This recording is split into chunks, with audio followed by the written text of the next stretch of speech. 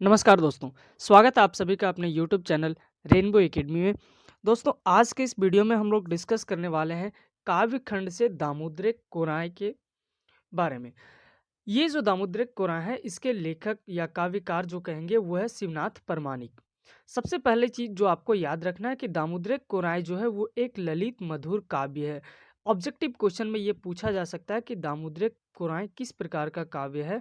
उसमें ऑप्शन रहेगा ललित मधुर काव्य और वही इसका सही आंसर है।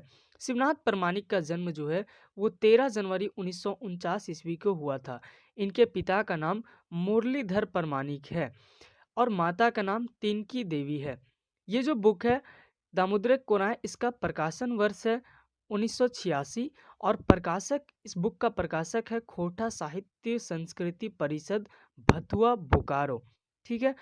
इस बुक के जो भूमिका के लेखक हैं वो हैं ए.के. झा और काव्य की कथा वस्तु का जो सारांश के लेखक हैं वो है शांति भरत। ठीक है। इसमें कुल कविता की संख्या या फिर खंडों की संख्या कहेंगे जिसे सर्ग कहते हैं तो 6 है टोटल, जिसमें से हमें सिर्फ 2 पढ़ना है, मेला और संरचि कमल। तो आज की इस वीडियो में हम लोग मेला के बारे में डिस्कस करेंगे और कविता पढ़ने से पहले कुछ प्रमुख कृतियां जो शिवनाथ प्रमाणिक द्वारा लिखा गया है वो है रुसल पुटुस, जो एक कविता संग्रह है, 1985 में प्रकाशन हुआ था। दामोदर कोराय, जो बुक अभी हम लोग पढ़ने वाले हैं, काव्य खंड है यह। इसमें ये 1986 में प्रकाशित हुआ था। तातल और हेमाल एक कविता संग्रह है जो 1998 में प्रकाशित हुआ है। चौथा है खोटा लोक साहित्य। कुछ और चीज़ें जो शिवनाथ परमानिक के बारे में है कि चतरा में इनको परिवर्तन विशेष पुरस्कार से सम्मानित किया गया था और जमशेदपुर में इनको काव्य विभूषण, याद रखेंगे काव्य विभूषण जमशेदपुर में इनको सम्मानित किया गया था। तो काव्य विभूषण कहाँ सम्मानित किया गया था? तो जमशेदपुर से सम्मानित किया गया है। दोस्तों, इस बुक में कुछ कैरेक्टर हैं, कैरेक्टर कहिए या कुछ व्यक्ति का जो नाम आया है, उन व्यक्ति के बारे में सबसे पहले हम लोग पढ़ लेते हैं कि किस व्यक्ति का कौन सा व्यक्ति क्या नाम है, क्या करता है उसके बारे में। तो आपको कविता समझने में बहुत आसानी हो जाएगी। तो इस बुक में जो सबसे पहला नाम आता है वो है उमादित्य का, कालकेतु, कमल केतु, संरचि, ये तो एक पूरा काव्यखंड ही है संरचि, धूमा, महिरकुल और सुगना मांझी। अब एक-एक करके हम लोग देख लेते हैं कि कौन क्या है। उमादित्य जो है वो प्रस्तुत काव्य के आरंभ में बताया गया है कि गुप्त वंश का शासक उमादित्य के द्वारा अपने साम्राज्य विस्तार झारखंड तक किया गया है। तो उमादित्य जो है वो गुप्त वंश का शासक है। ठीक है, जो अपना साम्राज्य का विस्तार झारखंड तक किया है। अर्थात अब जो मगध का साम्राज्य है वो उसकी सीमा झारखंड तक फैल गई है। तो उमादित्य कौन है? उमादित्य गुप्त वंश का एक शासक है। अगला देखते हैं कालकेतु, मगध साम्राज्य का ये भी एक शासक है। ठीक है, कालकेतु भी मगध साम्राज्य का शासक है और ये जो है वो कमल केतु के पिता हैं। काल केतु कमल केतु के पिता हैं। ये क्या करते हैं? ये वनवासियों से नफरत करते हैं। वनवासियों को कई तरह के यातनाएं देते हैं, मतलब सताते हैं और एक कट्टर शासक है। काल केतु एक कट्टर शासक है। इसका जो पुत्र है, काल केतु का पुत्र, वो है कमल केतु। ठीक है, ये अपने पिता के स्वभाव के बिल्कुल विपरीत है।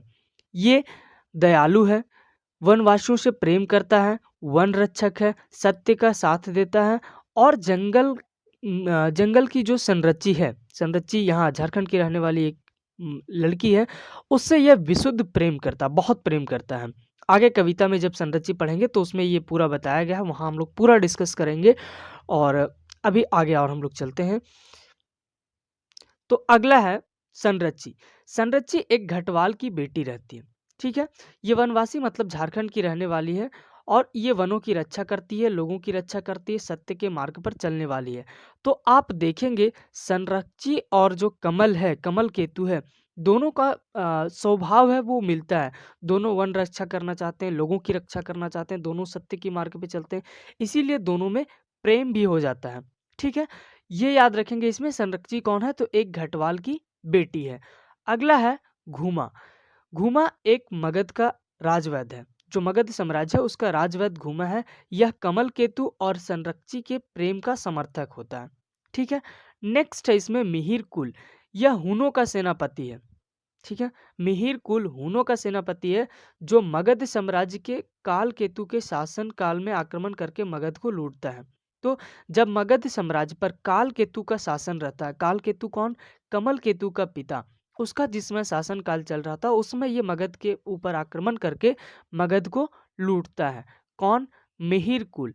अगला है सुगना मांझी। तो अंतिम समय में जो काल केतु होता है वो अपना महल सुगना मांझी को सौंप देता है।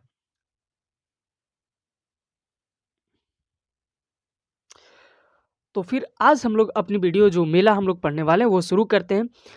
इस वीडियो में कंप्लीटली हम इसका हिंदी सारांश देखेंगे। अगर आप कविता को लाइन बाय लाइन पढ़ना चाहते हैं तो आप कमेंट करके ज़रूर बताइए, हम उसे लाइन बाय लाइन एक वीडियो बना देंगे।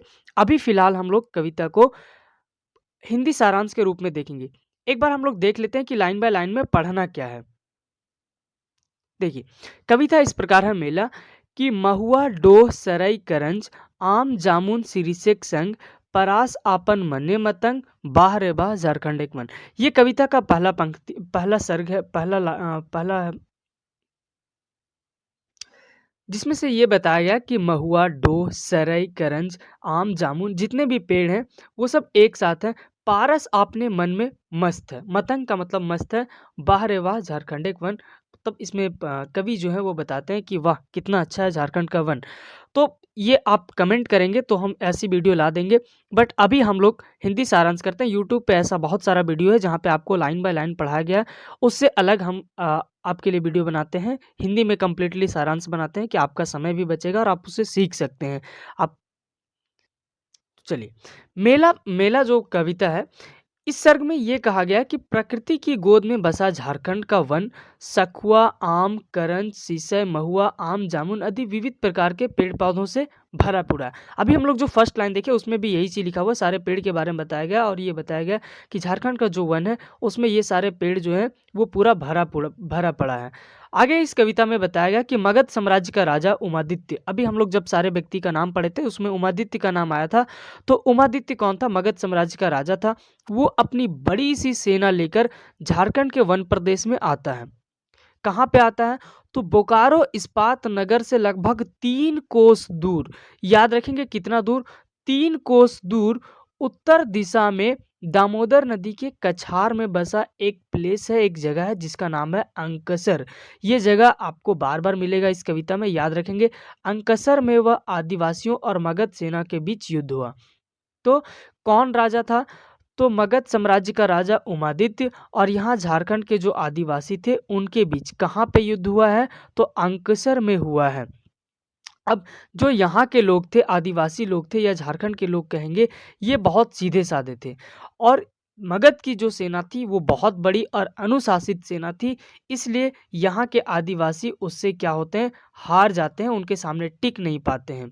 आगे कविता में बताया गया है कि राजा अपना महल मंदिर यहाँ पे स्थापित करके यहाँ के लोगों से मगधवासी अपना संबंध कायम कर लेते हैं। ठीक है, इसी अंकसर, जो अंकसर प्लेस में जहाँ पे युद्ध हुआ था, में एक मेला लगा।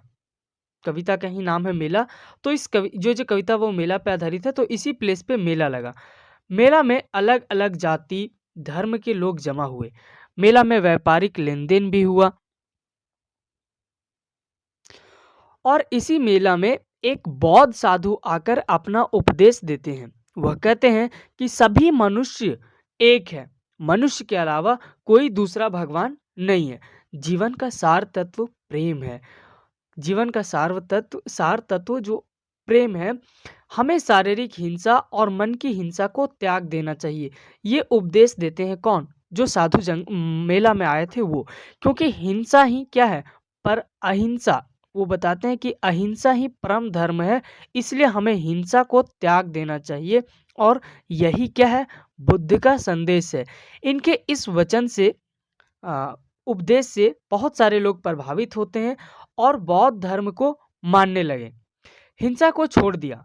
किंतु जो वैदिक संस्कृति थी, हिंदू की जो वैदिक संस्कृति थी, उसके प्रभाव के कारण यज्ञ में जन बलि, पशु बलि जो बंद हुआ था, वो फिर से उभरने लगा था।